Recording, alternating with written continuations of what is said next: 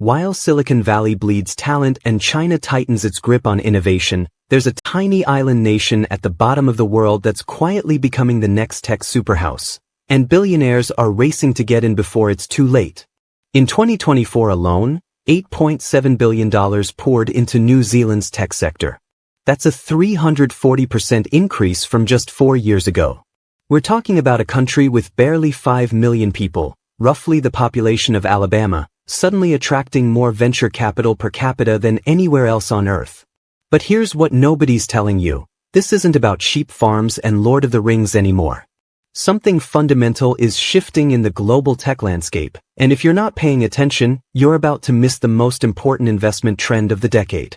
It started with a single tweet from a Tesla engineer in March 2023. Marcus Chen was 34, living in a 400-square-foot studio in San Francisco that cost him $4,200 a month. Senior AI developer. 6-figure salary. Completely miserable. He'd wake up at 6 a.m., fight traffic for an hour, code until his eyes bled, then come home to 4 walls and neighbors he'd never met. One night, scrolling through LinkedIn at 11 p.m., because when did tech workers stop working? He saw a job posting from a company he'd never heard of. Zephyr Labs. Wellington, New Zealand. AI infrastructure for climate modeling. The salary? 85% of what he was making in San Francisco. Most people would have scrolled past. Marcus did the math. That 15% pay cut? It disappeared when you factored in rent that was 60% cheaper. It vanished when you realized you could walk to work. It became laughable when you discovered health insurance that actually worked and didn't require fighting with claims adjusters. 6 months after moving, Marcus posted a video that went viral. He's standing on a beach he walks to after work, and he says, "My quality of life went from a 4 out of 10 to a 9. I'm making less money and I've never been richer." That video has 14 million views. And Marcus isn't alone. Between 2022 and 2024, over 12,000 tech workers migrated to New Zealand. Not tourists. Not digital nomads passing through. Actual relocation. Engineers, data scientists, product managers. The people Silicon Valley spent the last decade desperately trying to retain. A September 2024 study from the University of Auckland called it a brain gain phenomenon. For decades, New Zealand's smartest students left for opportunities abroad. That pipeline just reversed. But Marcus's story? That's just the surface. The real gold rush is happening in the boardrooms. 3 years ago, when people learned Peter Thiel had spent $13.5 million securing New Zealand citizenship, the jokes wrote themselves. Billionaire doomsday prepper buys escape pod at the end of the world. Ha! Nobody's laughing now. Since 2022, Thiel has invested over $200 million in New Zealand tech startups. And he wasn't alone. 47 ultra-high net worth individuals, we're talking billionaires and near-billionaires, poured $2.3 billion into Kiwi Tech in just 2 years. But start with the obvious, political stability. New Zealand scores 9.2 out of 10 on the World Bank's Stability Index. No coups. No civil unrest. No politicians threatening to nationalize tech companies or ban encryption. When's the last time you saw New Zealand trending because of a political crisis? Then there's corruption, or the complete lack of it. New Zealand consistently ranks in the top 3 least corrupt nations on Earth. 4 tech companies navigating regulatory nightmares in the US, Europe, and China. That's not just convenient. It's priceless. But here's where it gets interesting. New Zealand offers a 28% R&D tax credit. That's the highest in the OECD. If you're a startup spending $10 million on research and development, the government hands you $2.8 million back. No questions, no bureaucracy, no strings. And then there's the geography. Geographic isolation. Sounds like a disadvantage, right? It's actually their secret weapon. Because New Zealand is so far from everywhere else, regulators treat it like a sandbox. They let companies test technologies that would get tied up in red tape anywhere else. Rocket launches? Sure, build a spaceport. Autonomous drones delivering medical supplies? Why not? Experimental AI systems? As long as you're ethical about it, go ahead. This is how Rocket Lab went from a small launch provider founded in 2006 to an $8.1 billion company competing directly with SpaceX. They couldn't have done that in California. But the tax breaks and regulatory freedom? That's just the bait. The real treasure is something Silicon Valley lost years ago, and they don't even know it's gone. When was the last time you trusted a tech company with your data? Be honest. If you've ever felt that little nod of unease when clicking "I agree" on privacy policies you know you'll never read. If you've ever wondered what Facebook really does with your photos or whether TikTok is watching you through your camera, you're not alone. The Edelman Trust Barometer, the gold standard for measuring public confidence, showed that global trust in tech companies hit an all-time low in 2024. 38%. That means 6 out of 10 people actively distrust the industry. Post-Cambridge Analytica. Post-TikTok bans. Post-everything. We're living through the great tech trust collapse. And New Zealand saw it coming. In 2020, they passed the Privacy Act, the strictest data protection legislation outside the European Union. But unlike Europe's GDPR, which is a bureaucratic nightmare, New Zealand's version actually makes sense. It's enforceable. Companies follow it not because they're scared of fines, but because the rules are clear. This is where Emma Rodriguez comes in. Emma was 29 when she founded Healthvault in Auckland in 2021. She'd spent 5 years working for a major US health tech company and watched them play fast and loose with patient data. Not illegal, just slimy. Selling anonymized records. Sharing data with third-party partners who shared it with fourth-party partners who, you get the idea. She had a radical idea. What if patients actually own their own medical data? Not owned it theoretically. Actually owned it. She built a medical data platform using blockchain technology where every single piece of health information was controlled by the patient. Doctors, hospitals, researchers, they could only access what you explicitly gave them permission to see. And you could revoke that permission anytime. Her pitch to hospitals was simple. We're not in Silicon Valley. We're not selling your grandmother's health data to insurance companies. By 2024, Healthvault had contracts with 14 countries. Valuation, $470 million. MIT Technology Review ran a feature in March 2024 with a headline that said it all. New Zealand's reputation for ethical tech is becoming its biggest export. Imagine opening a health app and actually feeling safe. Not hoping it's secure. Not assuming they're probably not evil. Actually feeling like the company on the other end respects you. That's what's being built in New Zealand. And that's why investors who spent the last decade chasing maximum growth at any cost are now diversifying into what they're calling trust tech hubs. But here's the thing about gold rushes. They always create unexpected winners. And unexpected losers. Every boom creates millionaires. This one's creating a housing crisis. Sarah Mitchell is 52 years old. Third-generation Wellingtonian. Her grandmother bought a house in the Thorndon neighborhood in 1963 for £8,000. Sarah grew up 3 blocks away. She became a schoolteacher, married another teacher, and they were perfectly comfortable. Until they weren't. Between 2020 and 2024, Auckland house prices jumped 67%. Wellington wasn't far behind. The neighborhood Sarah grew up in, where she knew every shopkeeper, where her kids went to school, where her life was rooted, became unaffordable. Tech workers moving in, paying cash, offering 20% over asking. In 2023, Sarah and her husband moved 45 minutes outside the city. It was that or give up the dream of ever owning a home. She drives past her old neighborhood sometimes. The corner cafe where she used to get flat whites? Co-working space. The bookstore? Co-working space. The music shop? You guessed it. This isn't unique to New Zealand. This is the script of every tech boom. San Francisco. Seattle. Austin. The same story playing out on a smaller, faster scale. But here's where it gets interesting. The New Zealand government saw it happening and actually did something. In 2024, they introduced the Tech Contribution Levy. Any tech company earning more than $50 million annually has to invest 2% of revenue into local housing initiatives and education programs. Not taxes. Directed investment. In its first year, The levy generated $340 million. That money is building affordable housing units for teachers, nurses, and service workers, the people keeping cities functional while tech workers code. It's the first time in history a government caught a tech boom early enough to redistribute wealth while it was happening instead of picking up the pieces afterward. The OECD Economic Review called it the New Zealand model for equitable tech growth in their June 2024 report, which raises the question everyone's asking. Is this actually sustainable? Or are we watching another bubble inflate before our eyes?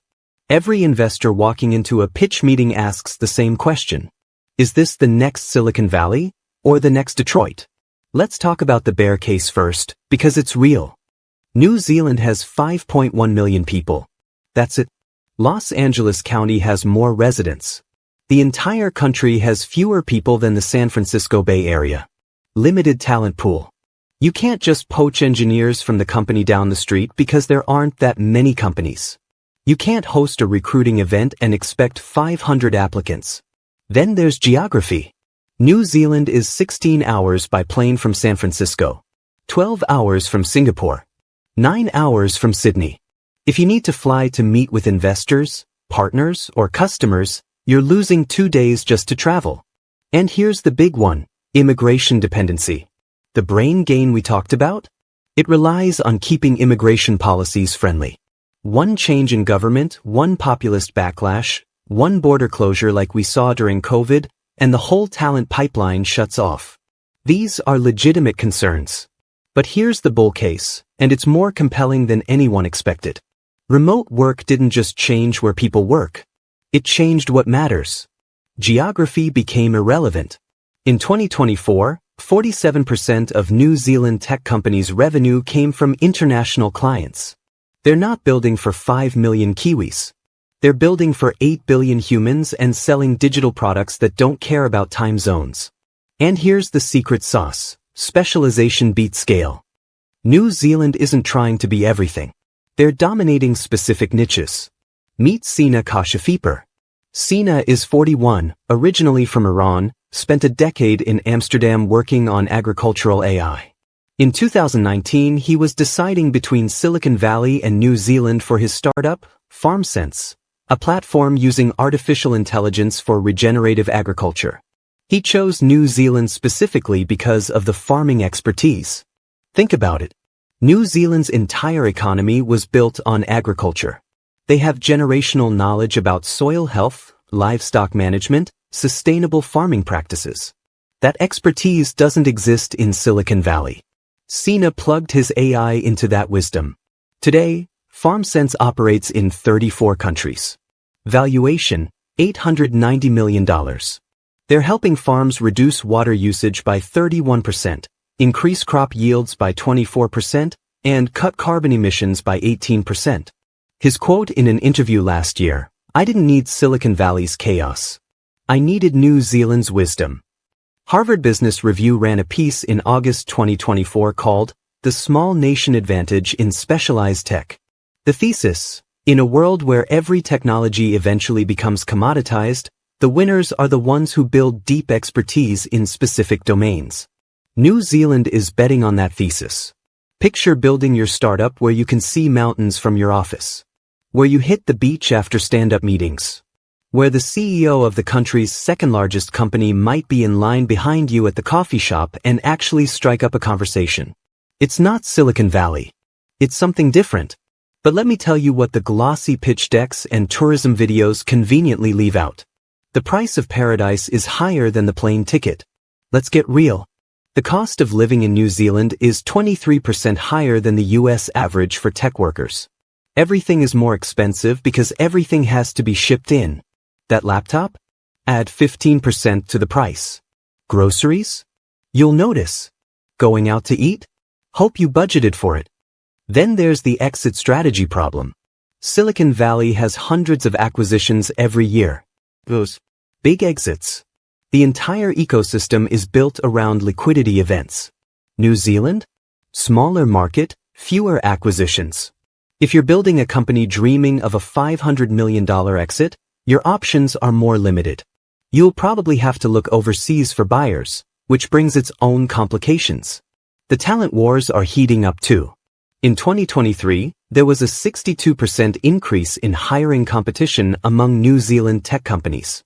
Small pool, lots of demand, salaries creeping up. The cost advantage is shrinking. And then there's something nobody talks about, tall poppy syndrome. It's a real thing in New Zealand culture.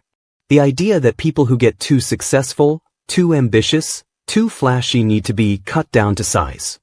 Kiwis value humility, egalitarianism, not standing out too much. For American entrepreneurs used to hustle culture and move fast and break things, it can be jarring. James Park found this out the hard way. James is 37, Korean-American, founded a SaaS company for remote team collaboration. In 2022, he moved his entire operation from Austin to Christchurch, New Zealand. Year 1? Paradise. Work-life balance he'd never experienced. His kids were happy. His stress levels dropped. He felt like he could breathe. Year 2? Frustration set in. Scaling was harder than expected. He missed the Silicon Valley network, those random coffee meetings that led to introductions that led to deals. He felt isolated. His aggressive growth targets were met with skepticism from local advisors who kept asking, why so fast? The culture clash was real. His solution? Hybrid model. Headquarters in Christchurch. Small sales office in San Francisco.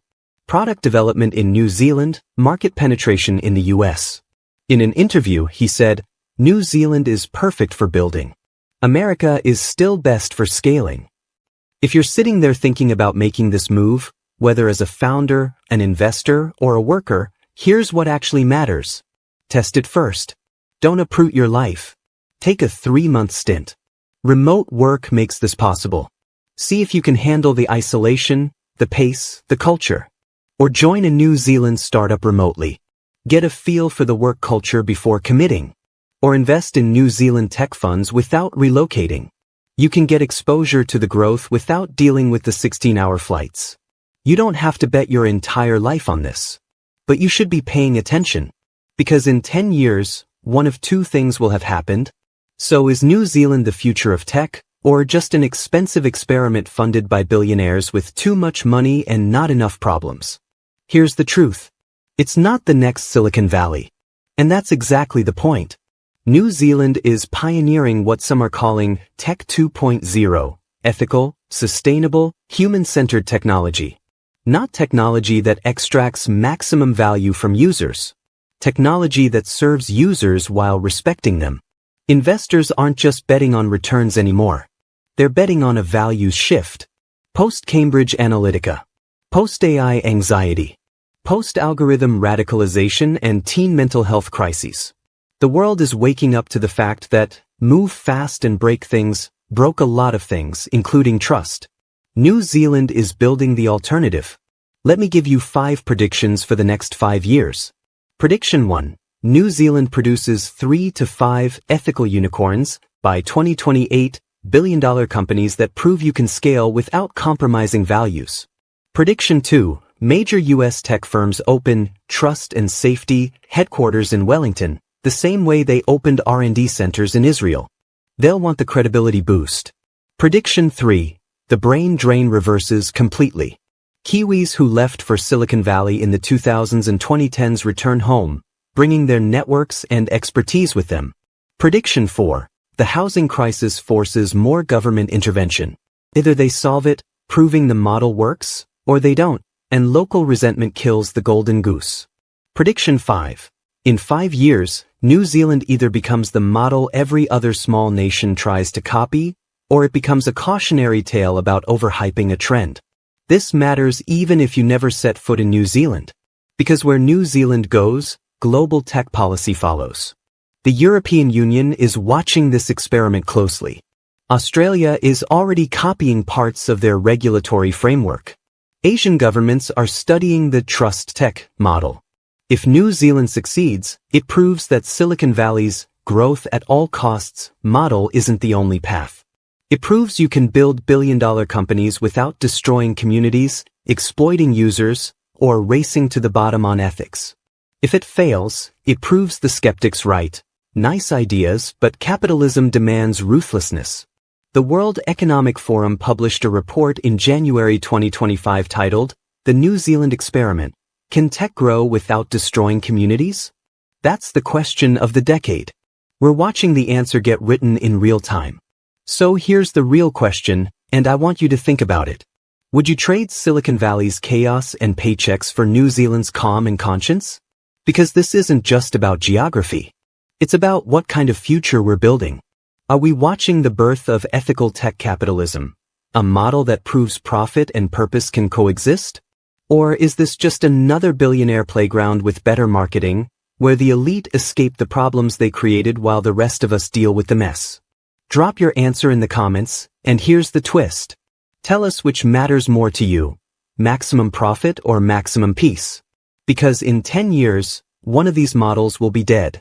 The other will define technology for a generation. We'll be tracking this story as it unfolds.